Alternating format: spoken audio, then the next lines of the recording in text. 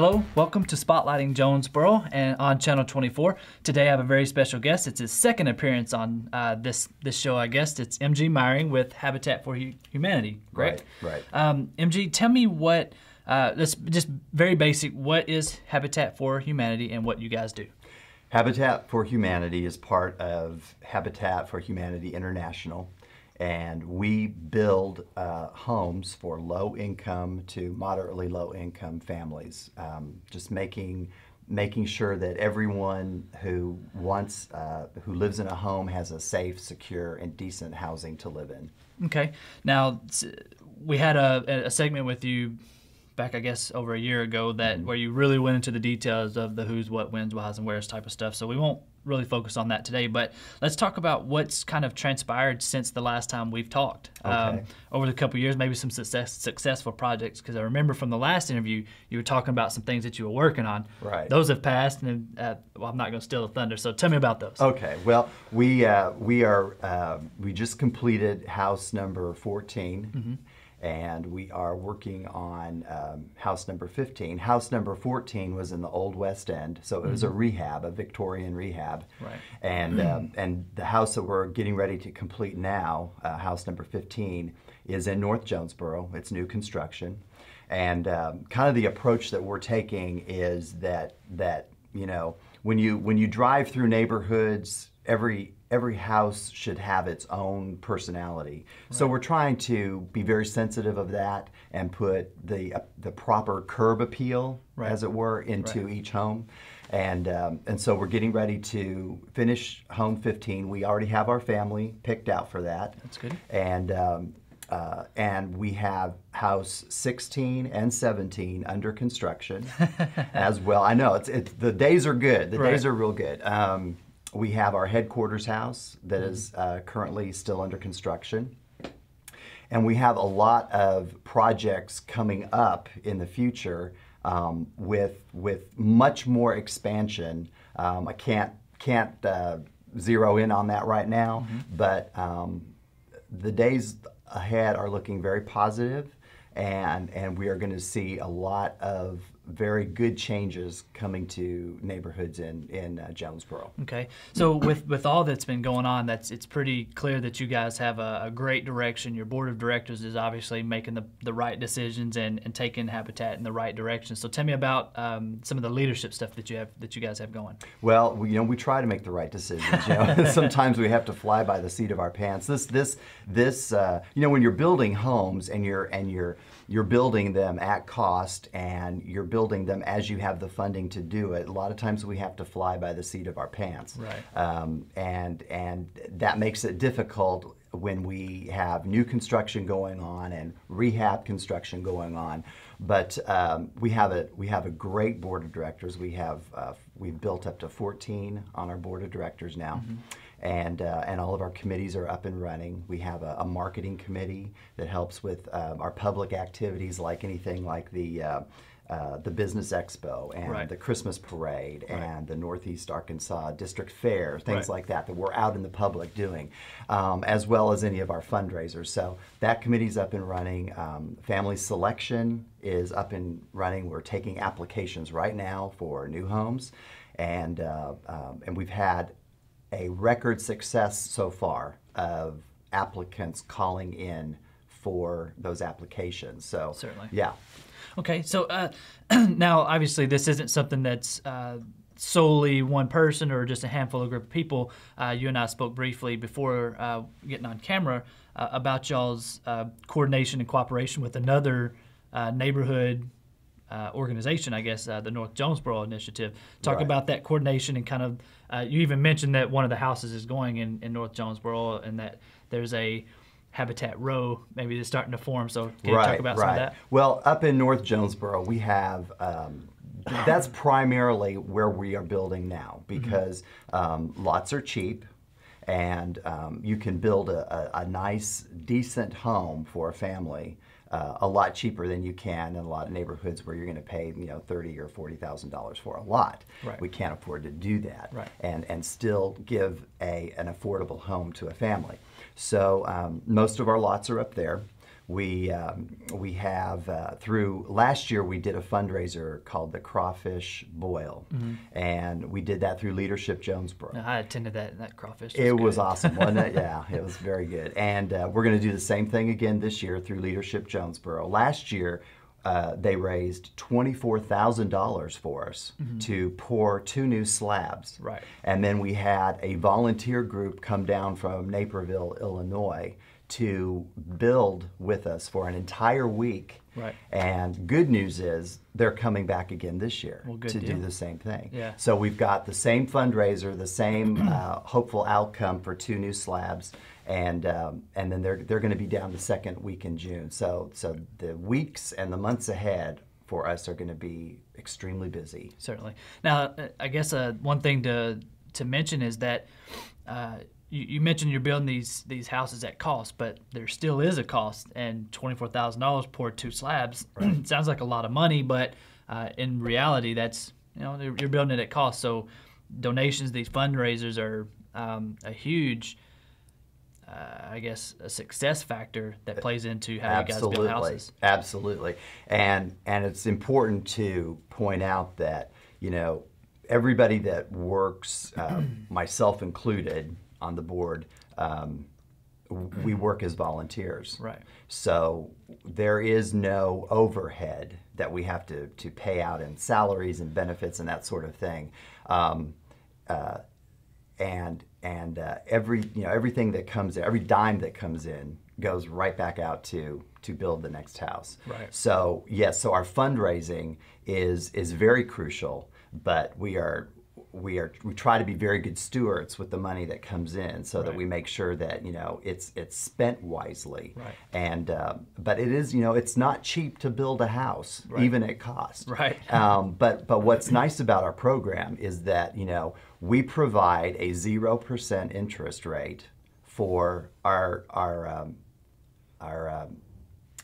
homeowners, our applied and approved homeowners, so that when they get into their house, let's say that a typical house is going to cost about $100,000, and when it's all said and done with interest rate and everything, you're going to have about a $600 or $700 house payment when you're done. Right. Because we don't charge any interest, and we partner with these families over a 20-year period. There's still a note to pay. Right. They can have the same house for around $300. Right. So you can't go anywhere in Jonesboro and rent anything for $300. No. And this is a brand new home, a nice home, and it's not a handout, it's a hand up. Right. And so families that are really wanting to change their family's lifestyle and livelihood for the better, this is the program. And we have a stellar reputation throughout the world. We're in 23 countries. Habitat International is. We're also, we're working very closely with the North Jonesboro Neighborhood Initiative, as you said. I serve on that board of directors. Habitat, being in North Jonesboro, has a very visible presence there, and so the homes that we're building right now are kind of like all next to each other on Belt Street. Right. And so it's exciting to see the transformation of that neighborhood. Right. We've torn down some very, very dilapidated vacant homes that were at risk for squatters and fires and other things like that. So we've used grant money to clean the neighborhood up, so we can get it at a place where we can thus come in and start building. And it's very exciting to see that transformation taking place. I drive by at least once a week while I'm out and about, and just to check on the homes, and every week there's a little bit more progress that's being made with our core volunteers. But volunteers are hard to come by. Right. Everybody says, I want to volunteer, but not everybody has the time to do it. And so we try to, in a very short period of time every week, use as many volunteers as we can. and work the projects around with the skill level of the volunteers that are coming, so that we can continue to keep our projects going and make an effort in getting them finished. Okay, so let's speak a little bit on the application process. I know that's something we mentioned in last time, but it's pretty pertinent. It is. Obviously, it's something very that important. People have to understand the guidelines and how to apply. So tell me about the application process and what you guys are looking for in applicants. Okay. Well, there is an application progress, and there is a criteria that we have to follow. And here's the criteria in a nutshell. Applicants have to have either lived in Jonesboro for 1 year or have worked in Jonesboro for 1 year. We don't want people that are just, in here 1 month and out the next. They've got to show some sort of permanency here. That's the first criteria. The second criteria is that their income falls within the criteria, which is 30% of the median income. So, just to throw out some round numbers, let's say that median income in Jonesboro is $100,000, which I know it's not, but let's just say that 30% of that would be an income of $30,000. Right. So that will help the applicants if they are truly low income and low moderate income. They will fall within that category. Right. Then we have to do a credit check. That's very important. We want to make sure that, if we're going to partner with these people for 20 years, that they're going to be able to pay their note back, and partner with us in a very positive experience. We don't want any negative experiences. So there's a credit check. There's also a criminal background check, as well as a sexual predator check. We want to make sure that the families we put into these neighborhoods, into these homes, are good neighbors to the people around them. Right. Okay. And then they also have to put in at least 300 partnership hours. Now, what this means is we want them on the job site to help build their house. If their house is near completion, if that were to happen, then there's other areas where they can complete their partnership hours. They can actually help build on another house. Right. And if they're disabled or there's some problem, there are people that can step up in their behalf. Church members, friends, family, that can provide those partnership hours in lieu of them actually being there participating. So so there's some flexibility in there, and that's basically it. Okay.